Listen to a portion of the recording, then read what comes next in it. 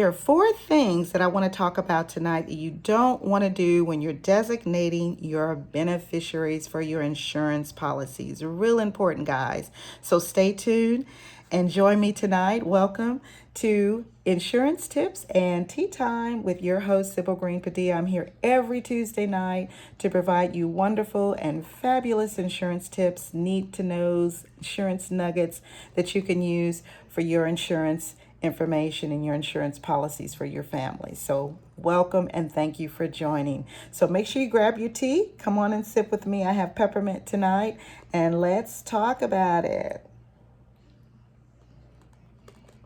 That's good. So let's jump into it. Now, before we get into the don't do's, I want to talk a little bit about what a beneficiary is. Okay, insurance uses a lot of big lingo sometimes that we don't want to take for granted that we do know those definitions. So let's talk about what actually is a beneficiary. Now, beneficiary is someone that you designate. It could be a person, it could be an entity like a trust or like a charity or like an organization or like an estate or a person. Like I said, anybody that you are designating your death benefit money to go to when you die. So that is considered your beneficiary. So if you have a $10,000, $100,000, $25,000 policy, when you die, you're designating or assigning this person, designating this money to this person to when you die to take care of whatever needs to be taken care of or whatever they need. Okay, so that is your beneficiary. Now, beneficiary, there's two types. There's a primary beneficiary and there's a contingent beneficiary. So the primary beneficiary is your main frontline beneficiary. That's your main beneficiary. And usually, guys, that is an immediate family member. A good designation for a primary beneficiary was someone who's going to suffer a loss a loss of income when you die. So usually a spouse you sharing bills with, you're paying a mortgage together, bills together. When that person dies, they no longer have that income, so that's a financial loss. So usually a good designation on the primary would be someone who's going to suffer some type of loss. So again, it's usually a spouse, a partner, whoever you are sharing debt with. That would be your primary. Now, contingent is a secondary beneficiary or a backup beneficiary. You might have heard that. This is a person who's a backup in case something happens to your primary or primaries. So you can have more than one primary. You can't have more than one contingent. So if something happens to your primary beneficiary, that means that all the monies will go to the contingent. Now, if you have primary beneficiaries, you have more than one, then all of the primaries have to have died before the contingent receives anything, okay? So the contingent is strictly a backup beneficiary, okay? And you can have more than one contingent beneficiary as well, okay? So just so that you know what beneficiaries is and the type of beneficiaries that are out there, okay? So let's get into those, what you do not want to do. That's why you're here, right? So let's talk about four things that I see crop up a lot as an agent and as a broker in my tenure as in the insurance industry. One of them is minors.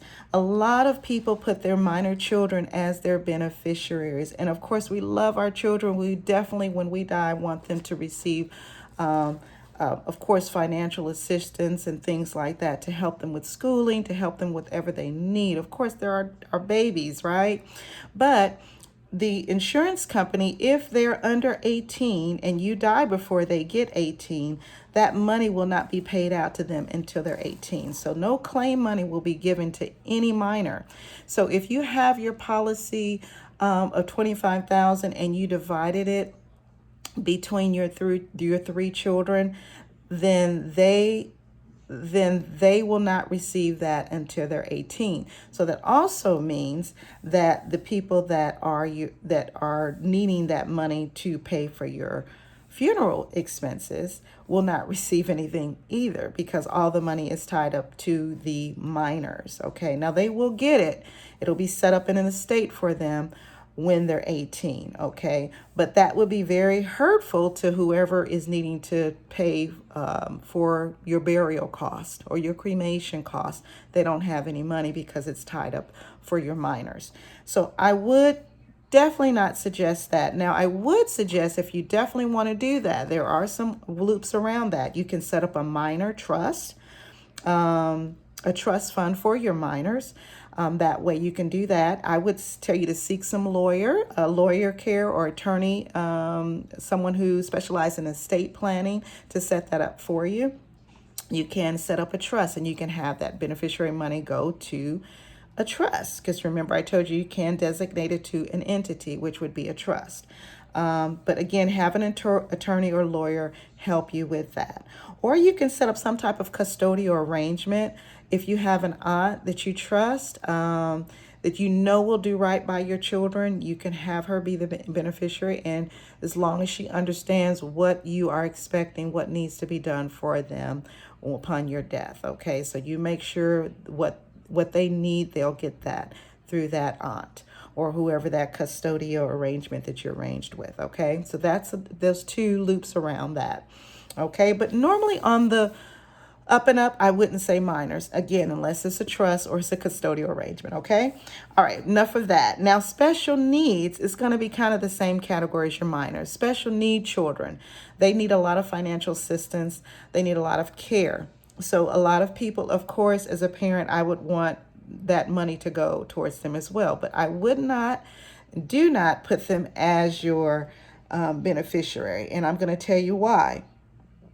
So the same kind of reasons as I mentioned about the minor, but special needs, when you die and your money is given to that special needs child, you are hurting them because that's now making them ineligible for government assistance. So they're already receiving government assistance, but now you have designated them as your beneficiary. Now they are receiving the $2,500,000. Now the government says, well, they have that amount of money. They don't need our money, and they cut them off. So you have hurt them more than you've helped them. So absolutely do not put them as your beneficiaries. Don't designate them as the beneficiaries. Okay. Now, there is something, again, that you can look into with an attorney or lawyer, a estate planning lawyer. It's called a special needs trust. You can do that. That would be your loop around for that if you just definitely want to do that. But you don't want to put them as the actual beneficiary. You set up either a trust, or again, you can set up a custodial arrangement for that special needs child as well with another family member. Okay, you can definitely do that. So that's number 2.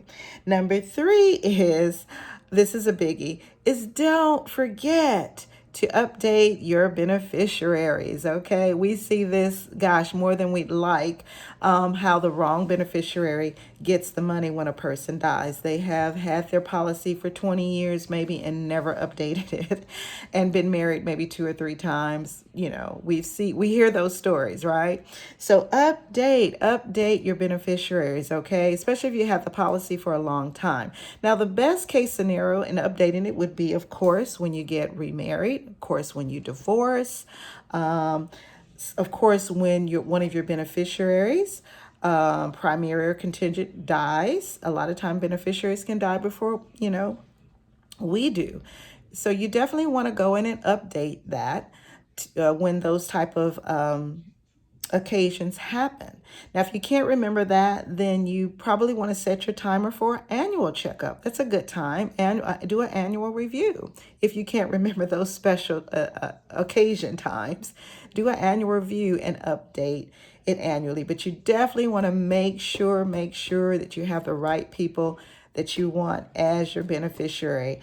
Story time here. We had a client that actually had the policy for over 20 years, and just what I'm saying, had been married for another 10 years or so. I can't think, it was quite a while ago, and didn't change an update, and the ex-wife received the money. And of course, the spouse was just totally torn apart. So we've seen that. So update that beneficiary, okay? So number 4, and I probably should have put this as number 1, but it is a biggie. Please, please let the beneficiaries know who they are. Okay, so we're going to drink to that one, okay? So we've had people pass, and they did not even know that they were the beneficiaries, so they did not know to call. Sometimes that money is not even claimed. So, and sometimes the family doesn't even know that you had an insurance policy. So please talk to your family, let them know that you have an insurance policy and that they're the beneficiary and what you're expecting them to do and what you're entrusting them to do with that designated money, okay? So those are the 4 things. Minors, do not use your minors. Children that are under 18, unless you set up a trust or a custodial arrangement. Don't use special needs children because you can cut them off from their government assistance that they're getting, because when you set them as your beneficiary, they are ineligible for government assistance. Do not forget to update your beneficiaries because you don't want the wrong person receiving that. And also let the beneficiaries know who they are. So upon your death, they know to call in to the company. Let them know the number. Let them know all the information so they know exactly what to do. Okay. So I hope this information was helpful. Thank you for joining me this Tuesday night. Please, if this information I'm giving you, you're finding it valuable every Tuesday night, would you please subscribe, like, share, and there's a little bell there you can hit to get notifications every week when I upload so you don't miss a Tuesday at all, okay? So thank you for joining me tonight. This is Sybil Green Padilla signing off, and we'll see you next Tuesday. Let's take a sip. Okay, bye-bye, guys.